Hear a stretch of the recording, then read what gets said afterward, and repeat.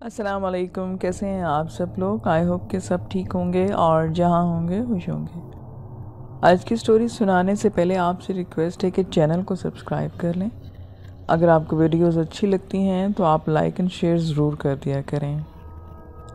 یہ سٹوری راولپنڈی سے شازیہ نے سینڈ کی ہے۔ آئے میں آپ کو انہی کی زبانی سناتی ہوں۔ یہ جو واقعہ میں آپ کو سنا رہی ہوں یہ میری امی نے سنایا تھا جو اب اس دنیا میں نہیں ہے۔ بہت پہلے زمانے کی بات ہے کہ ایک مسافر کسی قافلے کے ساتھ سفر کر رہا تھا۔ 14ویں صدی عیسوی کا وہ وقت تھا۔ اس زمانے میں لوگ پیدل یا اونٹوں اور گھوڑوں پر سفر کیا کرتے تھے۔ وہ مسافر پیدل ہی تھا۔ اس کے پاس ایک اشرفیوں کی تھیلی تھی جو اس کی کمر سے بندھی ہوئی تھی۔ اس کا ارادہ تھا کہ کسی شہر پہنچ کر اس رقم سے کچھ سامان خریدے گا اور اس کو بیچ کر اپنے شہر چلا جائے گا۔ چلتے چلتے اسے 10 دن ہو گئے تھے۔ ایک شہر کی فصل نظر آئی۔ سب بہت خوش ہو گئے اور خوشی خوشی شہر میں داخل ہوئے۔ مسافر بھی قافلے سے الگ ہو کر ایک سرائے میں ٹھہر گیا۔ صبح ہوئی تو اپنی جمع پونجی لے کر بازار کی طرف چل دیا تو کیا دیکھتا ہے کہ ایک طرف سے جنازہ آ رہا ہے، وہ بھی اس کے ساتھ ہو گیا۔ نماز جنازہ کے بعد جو قبرستان جانا تھا وہ بھی اس کے ساتھ گیا۔ اس زمانے میں اور ملنساری کا بہت رواج تھا۔ لوگ ایک دوسرے کے دکھ سکھ میں شامل ہوتے تھے۔ وہ جنازہ ایک بوڑھی عورت کا تھا۔ میت کو قبر میں اتارنے اور اس پر مٹی ڈال کر فاتحہ پڑھنے کے بعد وہ مسافر واپس اپنے بازار پہنچا۔ اپنا سامان خریدنے کے لیے جب اس نے تھیلی کو ہاتھ لگایا تو تھیلی وہاں پر نہیں تھی۔ یہ دیکھ کر اس کے آسان خطا ہو گئے۔ وہ بے حد پریشانی کے عالم میں تھیلی ڈھونڈنے لگا مگر وہ وہاں ہوتی تو ملتی۔ وہ سر پکڑ کر بیٹھ گیا اور دکھ سے آنکھوں میں آنسو بہنے لگے۔ دل ہی دل میں اللہ سے دعا کرنے لگا کہ اللہ اس کی مدد کرے۔ وہ جو اس کی جمع پونجی تھی۔ پھر اچانک سے اس کے دماغ میں ایک خیال آیا کہ جب وہ میت قبر میں اتار رہا تھا تو یہ نہ ہو کہ وہ تھیلی قبر میں گر گئی ہو، کیونکہ قبرستان جانے تک تھیلی اس کے پاس تھی۔ اس نے واپس قبرستان جانے کی ٹھانی اور وہاں جا کر گورکھن سے بات کی مگر وہ قبر کھولنے پر راضی نہ ہوا۔ لیکن مسافر کے پاس اس کے سوا کوئی چارہ نہ تھا۔ مسافر واپس اپنے سرائے میں آ گیا اور جا کر رات ہونے کا انتظار کرنے لگا۔ رات ہوئی تو وہ چپ چاپ قبرستان پہنچا اور اس بڑھیا کی قبر کے پاس جا کر فاتحہ پڑھنے لگا۔ پھر اللہ سے معافی مانگ کر پاؤں کی جانب سے مٹی ہٹانے لگا۔ رات کا وقت تھا۔ دور دور تک کوئی بھی نہ تھا۔ کسی قبر پر ایک دیا دکھائی دیتا تھا مگر وہ ناکافی تھی روشنی۔ بڑھیا کی قبر پر بھی ایک دیا روشن تھا۔ اس کی ہلکی سی روشنی میں مسافر نے قبر میں جھانکا۔ اندر سے ٹھنڈی ہوا کا ایک جھونکا آیا۔ اس نے غور سے دیکھا کہ اس کی تھیلی قبر میں پڑی تھی۔ پھر وہ جلدی سے قبر میں اترا اور جلدی سے اپنی تھیلی اٹھا لی مگر یہ دیکھ کر اس کی حیرت کی انتہا نہ رہی کہ قبر میں کوئی لاش موجود ہی نہ تھی۔ وہ حیرت سے واپس قبر میں ہی بیٹھ گیا۔ قبر بالکل خالی پڑی تھی مگر اس میں ایک عجیب سی روشنی اور بو آ رہی تھی۔ وہ آگے بڑھا۔ اس نے ایک کھڑکی جیسی بنی نظر آئی اور روشنی وہ وہیں سے آ رہی تھی۔ مارے تجسس کے اس نے کھڑکی کے پار جھانکا تو یہ دیکھ کر وہ حیران رہ گیا کہ دوسری جانب ایک بے حد خوبصورت باغ ہے اور اس کو بیچوں بیچ ایک سفید محل بنا ہوا ہے۔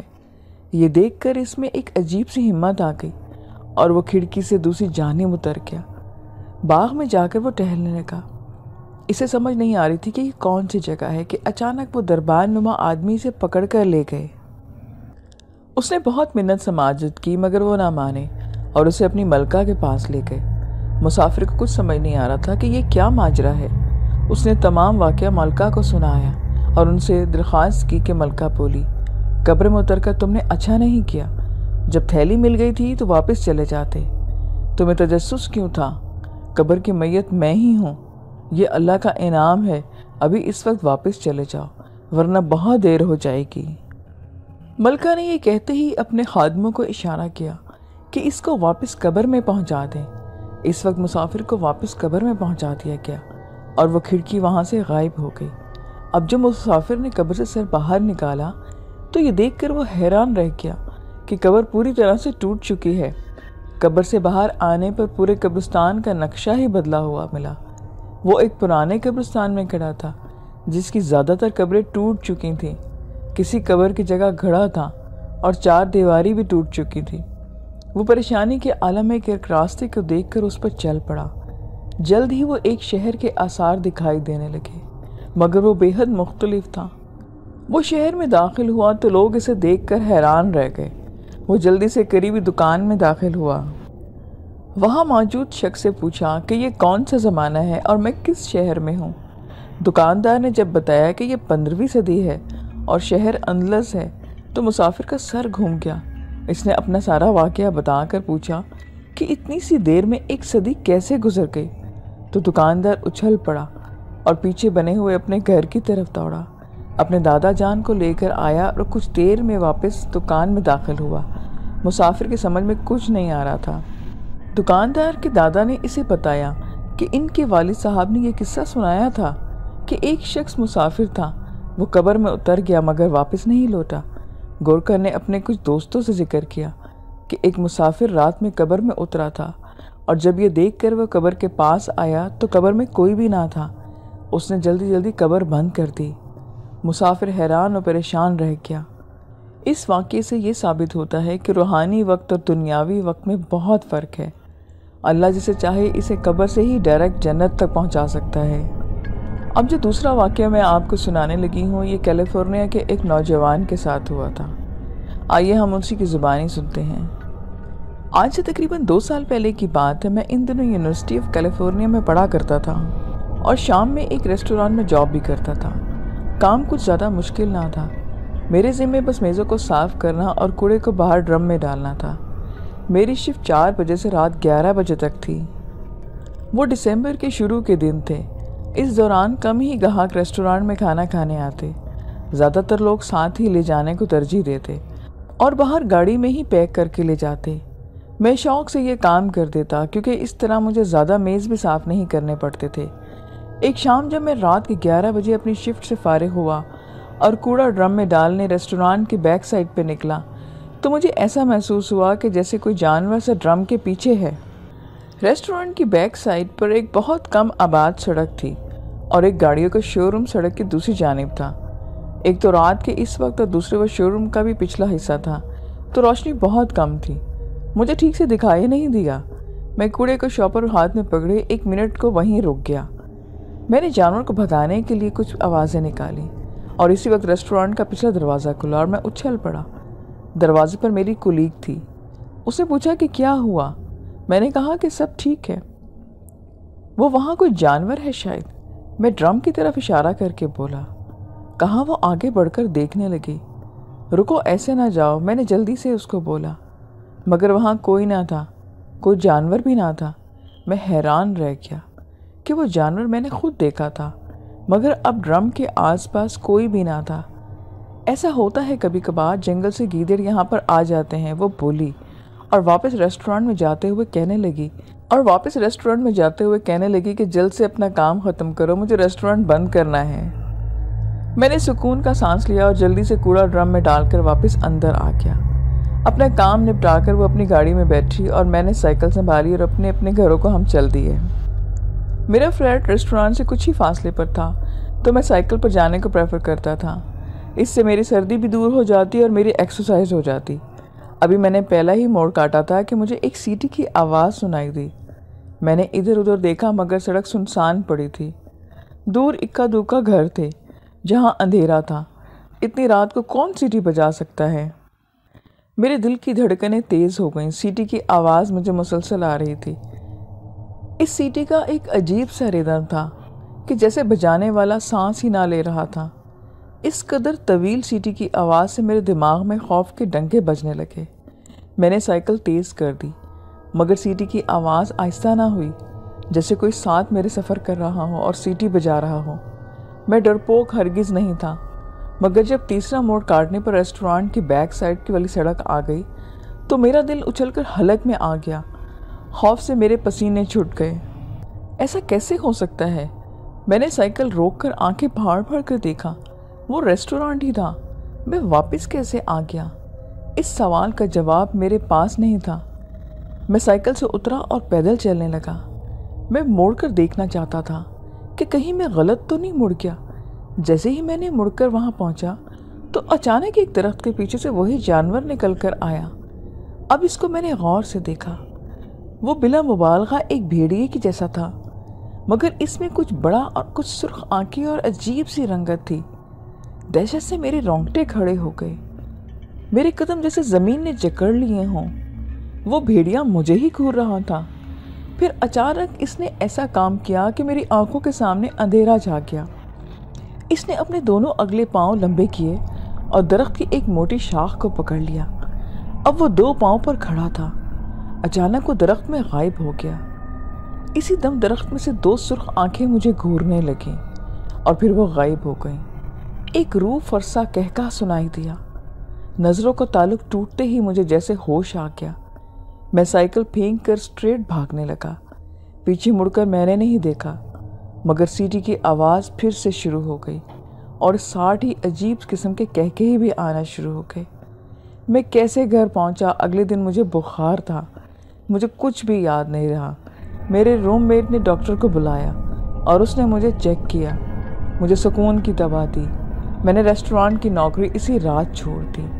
دوبارہ میں کبھی بھی اس طرف نہیں گیا۔ ہمارے ساتھ کبھی کبھار ایسے واقعے پیش آ جاتے ہیں کہ عقل ان کو مانتی نہیں ہے، مگر ہمیں اس بات کا احساس ضرور ہو جاتا ہے کہ اس دنیا میں ہم اکیلے نہیں ہیں۔ یہ اگلی اور آخری کہانی مہر پور گاؤں کی ہے۔ یہ گاؤں ڈیرہ غازی خان کے قریب ہے، جس میں چند ہی گھر آباد ہیں۔ اس گاؤں میں ایک قبرستان تھا۔ قبرستان کے نزدیک ایک ڈیری فارم بھی تھا۔ فارم کا مالک اکثر شہر سے باہر رہتا تھا۔ اس نے اپنے فارم ایک ملازم کو سونپا ہوا تھا۔ قبرستان سے تھوڑا آگے چند گھر بھی تھے۔ جانور اتنے زیادہ تھے کہ ملازم کو رات 12 بجے تک کام کرنا پڑتا تھا۔ ایک دن گاؤں میں فوتگی ہو گئی۔ ایک 70 سالہ بزرگ فوت ہو گئے۔ اس کو جنازے کے بعد دفنا دیا گیا۔ رات 12 بجے کے بعد ملازم کام میں بزی تھا کہ اس نے قبرستان کی طرف کسی کو جاتے ہوئے دیکھا۔ وہ تھوڑا سا پریشان ہوا کہ بھلا اس وقت قبرستان میں کون جا سکتا ہے۔ پھر سوچا شاید کوئی شہر گیا ہوگا اور وہ واپسی پہ لیٹ ہو گیا ہو اور اس وقت گھر جا رہا ہوگا۔ یہ سوچ کر وہ اپنے کام میں دوبارہ سے لگ گیا۔ جب صبح ہوئی تو گاؤں میں بات چل رہی تھی کہ کل جو بزرگ فوت ہو گئے تھے، رات اس کی قبر پہ کوئی چھیڑخانی کر کے گیا ہے۔ اس کی قبر سے مٹی ہٹی ہوئی تھی اور پھر سب نے سوچا کہ شاید کوئی جنگلی جانور ہوگا۔ فارم کے ملازم نے بھی باتیں سنی اور اس رات کا واقعہ یاد آیا، لیکن معمولی بات سمجھ کر اس نے اس بات کا کسی سے ذکر نہیں کیا۔ پھر اس طرح دن گزرتے گئے۔ 22 دن کے بعد پھر ایک 90 سالہ عورت مر گئی۔ اس کا جنازہ پڑھا کر دفن کر دیا گیا۔ رات کے تقریباً 1 بجے کا وقت تھا کہ ملازم نے پھر سے کسی کو قبرستان جاتے ہوئے دیکھا۔ اس بار اس نے تھوڑا سا آگے جا کر دیکھنے کا سوچا۔ جب وہ قبرستان پہنچا تو اس نے دیکھا کہ وہ کالے برقعے میں ایک عورت تھی اور وہ تیزی سے قبروں کی طرف جا رہی تھی۔ ملازم پریشان ہوا کہ اس وقت عورت کہاں جا رہی ہوگی۔ پھر وہ مزید آگے نہیں بڑھا کہ کہیں عورت غلط نہ سمجھ لے۔ وہ واپس آ کر اس کے بارے میں سوچتا رہا اور سوچتے سوچتے اسے نیند آ گئی۔ صبح جب وہ اپنے گھر کی طرف جا رہا تھا تو اس نے کچھ لوگوں سے باتیں سنی کہ کل رات والی بڑھیا کی قبر سے بھی کوئی چھیڑخانی کر کے گیا ہے۔ جلد ہی یہ بات پورے گاؤں میں پھیل گئی۔ پھر کچھ لوگوں نے کہا کہ قبر کھود کر دیکھتے ہیں کہ مردہ موجود ہے بھی یا نہیں، لیکن وہاں کے لوگوں نے روک دیا کہ ایسا کرنا ٹھیک نہیں۔ اگر آئندہ کبھی ایسا ہوا تو پھر اس کا کوئی حل ڈھونڈیں گے۔ ملازم نے سوچا کہ ہو نہ ہو یہ اسی عورت کا کام ہو سکتا ہے جو فوتگی کی رات مجھے قبرستان میں جاتی دکھی تھی۔ اس نے عہد کر لیا کہ اگلی بار اس کا میں پیچھا کروں گا اور اس حقیقت کا میں پتہ چلاؤں گا۔ پھر چند دن کے بعد دوبارہ سے ایک فوتگی ہوئی۔ ایک نوجوان آدمی ہارٹ اٹیک سے مر گیا تھا۔ اس کے جنازے کے بعد اسے دفنا دیا گیا۔ رات جب 1:30 ہوئے تو ملازم نے عورت کا انتظار کیا۔ وہ اپنی سوچوں میں گم تھا کہ اچانک سے وہی عورت اس کو آتی نظر آئی۔ وہ آج بھی کالے برقعے میں ہی تھی اور قبرستان کی طرف جا رہی تھی۔ ملازم نے سوچا کہ آج ضرور پتہ لگاؤں گا کہ عورت قبرستان میں کیا کرنے جاتی ہے۔ ملازم اٹھا اور خاموشی سے اس کے پیچھے پیچھے چلنے لگا۔ وہ عورت قبرستان کے قریب پہنچ کر رک گئی۔ ملازم بھی ایک جھاڑی کے پیچھے چھپ گیا، کہیں وہ عورت اسے دیکھ نہ لے۔ عورت نے ادھر ادھر دیکھا اور پھر چلنے لگی۔ ملازم تھوڑی دیر وہیں پر چھپا رہا۔ جب عورت تھوڑی دور چلی گئی اور نظروں سے اوجھل ہو گئی تو ملازم جھاڑی کے پیچھے سے نکل کر پھر سے اس کے پیچھے چلنے لگا۔ آس پاس کوئی بھی نہ تھا، دور سے کسی کتے کے بھونکنے کی آوازیں آ رہی تھیں۔ ملازم قبرستان میں داخل ہوا تو وہاں کوئی بھی نہ تھا۔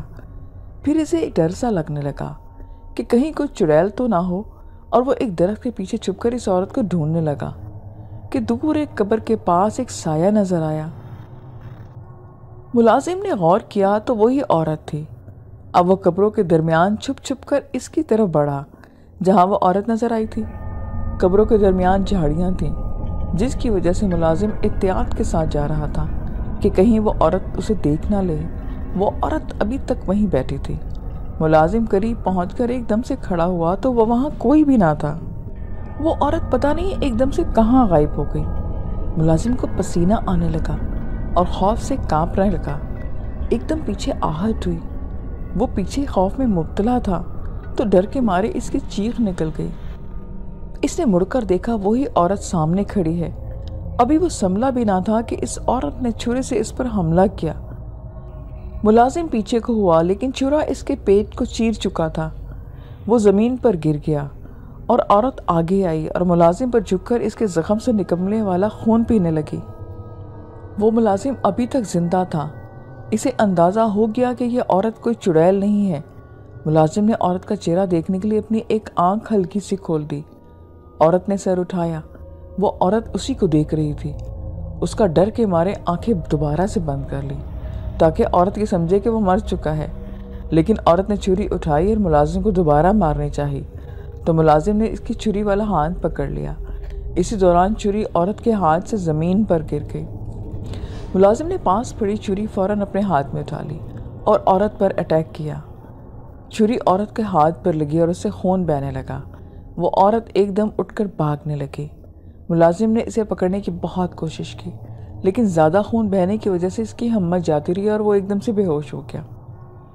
جب گاؤں والوں نے یہ دیکھنے کے لیے صبح قبرستان کی طرف آئے کہ کہیں پھر سے کوئی قبر کے ساتھ چھیڑخانی تو نہیں ہوئی تو وہاں انہیں ملازم کی لاش نظر آئی اور اس کے ہاتھ میں ایک چھرا بھی تھا۔ گاؤں والے یہ دیکھ کر دہشت زدہ رہ گئے کہ یہ کیسے ہو گیا۔ ان کا کچھ خیال تھا کہ ملازم ہی یہ کام کرتا ہوگا کیونکہ لاش اس کی قبر کے پاس پڑی تھی اور قبر کی مٹی بھی تھوڑی ہٹ چکی تھی۔ اب پورے گاؤں میں یہ باتیں ہو رہی تھیں کہ فارم میں جو ملازم کام کرتا تھا وہ گاؤں کے مردے نکال کر کھاتا تھا۔ پورے گاؤں میں ایک دہشت سی پھیل گئی۔ پھر شام تک گاؤں کے کچھ لوگوں نے ملازم کو دفنا دیا۔ گاؤں کے کچھ جوانوں نے جن کا کام ملازم کے ساتھ اٹھنا بیٹھنا تھا یہی کہنا تھا کہ وہ ایک اچھا انسان تھا، ضرور ملازم کو بھی کسی اور نے مارا ہے جو قبروں کے ساتھ چھیڑخانی کرتا تھا۔ اب گاؤں میں شام ہوتے ہی سناٹا چھا جاتا۔ لوگ گھروں سے نکلتے وقت ڈرتے، بچوں کو تو مائیں دن میں بھی باہر نہیں جانے دیتی۔ اب گاؤں کے کچھ سیانے لوگوں نے مل کر مشورہ کیا کہ جب تک یہ معاملہ حل نہیں ہوتا تب تک وہ 2-3 لڑکے رات کو پہرا دیا کریں گے، لیکن پہرا چھپ کر دیں گے تاکہ جو کوئی بھی ہو اسے پتہ نہ چل سکے اور وہ ہوشیار نہ ہو جائے۔ اب روز شام کے بعد گاؤں کے لڑکے قبرستان کے گاؤں میں پہرا دیتے، لیکن ایسی کوئی غیر معمولی چیز انہوں نے نوٹس نہیں کی۔ اس طرح کئی مہینے گزر گئے۔ اب تو ان لوگوں کو یقین ہونے لگا تھا کہ یہ ملازم ہی کام کرتا تھا اور پہرا دینے والے بھی اب تنگ آ گئے۔ گاؤں کے بڑے نے لڑکوں کو پہرا دینے سے روک دیا اور آہستہ آہستہ حالات روٹین پر آ گئے۔ اس واقعے کو کئی سال گزر چکے تھے۔ گاؤں والے بھول گئے اور اپنے کاموں میں بزی ہو گئے۔ کافی ٹائم کے بعد سردیوں کے دن تھے، یخ بستہ ہوائیں چل رہی تھیں۔ گاؤں میں ایک فوتگی ہو گئی۔ سب لوگ کفن دفن میں بزی تھے۔ مردے کو غسل اور کفن دے کر دفنا دیا گیا اور لوگ سر شام ہی گھروں کو روانہ ہو گئے۔ رات کے 1-2 بجے کا ٹائم تھا کہ گاؤں کے کچھ جوان بیٹھے باتیں کر رہے تھے۔ گاؤں کے لوگ سردیوں میں اسی طرح بیٹھک لگاتے تھے۔ گاؤں کے بزرگ پرانے وقتوں کے قصے سناتے، جوان اور بچے غور سے سنتے۔ آج بھی ایسی ہی ایک بیٹھک لگی تھی اور سب مرنے والے کو یاد کر کے اس سے وابستہ قصے ایک دوسرے کو سنا رہے تھے کہ اچانک ان میں ایک ملازم کا واقعہ نکلا۔ سب ایک دم سے چپ ہو گئے۔ قبروں سے چھیڑخانی کی وجہ سے انہیں ملازم پر بہت غصہ تھا۔ 3 لڑکوں نے جنہیں آج تک ملازم پر یقین تھا کہ وہ قبروں کے ساتھ وہ ایسا کچھ نہیں کر سکتا، اگر ایسا ہوتا تو وہ خود اس کی جان لے لیتے۔ ان تینوں نے ایک دوسرے کو اشارہ کیا اور اٹھ کر باہر نکل آئے۔ یہ وہی لڑکے تھے جو ملازم کے ساتھ اٹھتے بیٹھتے تھے۔ باہر نکل کے تینوں قبرستان کی طرف چل پڑے۔ ان کو اپنے دوست کی یاد آئی تو اس کی قبر پر فاتحہ پڑھنے لگے۔ فاتحہ پڑھ کر تینوں واپس مڑے تو ان کی نظر ایک نئی قبر پر پڑی اور اس کی طرف رک گئی۔ انہیں ایسا لگا کہ جیسے وہاں پر کوئی قبر کے ساتھ بیٹھا ہوا ہے۔ ایک دم تینوں کو وہ چھیڑ چھاڑ والی بات یاد آئی اور ایک دوسرے کو دیکھ کر انہوں نے فیصلہ کیا کہ چاہے جو کچھ بھی ہو جائے آج اسے ایسے نہیں جانے دیں گے۔ وہ ہاتھوں میں پکڑا پتھر اٹھا کر آہستہ سے قبر کی طرف بڑھنے لگے۔ قریب پہنچ کر ایک نے آواز دی کہ وہاں کون ہے؟ وہ ایک سایہ ایک دم سے اٹھا اور ان کی طرف دیکھنے لگا۔ تینوں یہ دیکھ کر حیران رہ گئے۔ وہ کوئی عورت تھی جو برقع پہنے ہوئی تھی۔ اس کے ہاتھ میں چھری بھی تھی۔ یہ دیکھ کر ان تینوں کی پوری بات سمجھ آ گئی کہ ملازم کو اسی نے مارا تھا۔ عورت تین لڑکوں کو دیکھ کر گھبرا گئی۔ اس نے ایک طرف سے نکلنے کی کوششیں بھی کی اور ساتھ ہی ایک لڑکے پر حملہ کر دیا، لیکن تینوں لڑکوں نے ایک ساتھ اسے پتھر مارنے شروع کر دیے۔ عورت چیختی ہوئی ایک جانب کو بھاگی۔ چھرا اس کے ہاتھ سے چھٹ کر زمین پر گر گیا۔ ایک لڑکے نے وہ چھرا اٹھایا اور تینوں لڑکے اس کے پیچھے بھاگنے لگے۔ وہ عورت گھبراہٹ میں گاؤں کی طرف بھاگنے لگی۔ بھاگ دوڑ کی آوازیں سن کر بیٹھک میں بیٹھے لوگ باہر نکل آئے کہ کیا ہوا ہے اور کون چیخ رہا ہے۔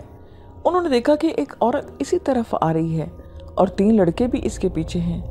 جب عورت گاؤں والوں کے قریب پہنچی تو لڑکوں نے شور مچانا شروع کر دیا کہ اسے پکڑو، یہ وہی عورت ہے جو قبر کو کھود کر مردے کھاتی ہے۔ گاؤں والوں نے جب اس عورت کو پکڑ لیا تو پھر اس لڑکے کے قریب پہنچے جس لڑکے کے ہاتھ میں چھری تھی۔ اس نے عورت پر چھریوں کے وار کر دیے۔ عورت وہیں گر کر تڑپنے لگی۔ کچھ لوگوں نے تینوں لڑکوں کو پکڑ لیا کہ عورت کو کیوں مارا؟